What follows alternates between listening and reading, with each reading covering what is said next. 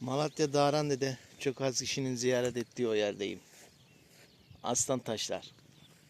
İlçemizin 20 kilometre mesafedeki Aslantaşlar, Günpınar Şelalesi'nden Elbistan'a devam yolun Yeniköy civarında 1,5 kilometre sol tarafta göz alabildiğince uzanan bir ovanın ortasında bulunan aslan heykelleri güney ve kuzey yönünde ayakta durur vaziyettedir. Geç Hitit dönemine ait olan ve M.Ö. 1000 yıllarından kalma heykellerin baş yüksekliği 2 metre, gövde uzunluğu 2,5 metredir. Bacak ve ayak aralıkları yontulmadan bırakılan heykellerin ne amaçla dikildiği bilinmemektedir. Yapılan araştırmalarda yakın çevrede yüzeyde herhangi bir yerleşim yeri veya heykeltıraşlık merkezi olduğuna dair bir bulgu tespit edilmemiştir. Aslan figürü bu topraklarda hüküm sürmüş bütün medeniyetler tarafından güç ve iktidarın sembolü olmuştur. Mezarlara, anıtlara, kaya yüzeylerine ve paralara işlenen aslan figürünün en güzel örneklerinden biri de ilçemizdedir.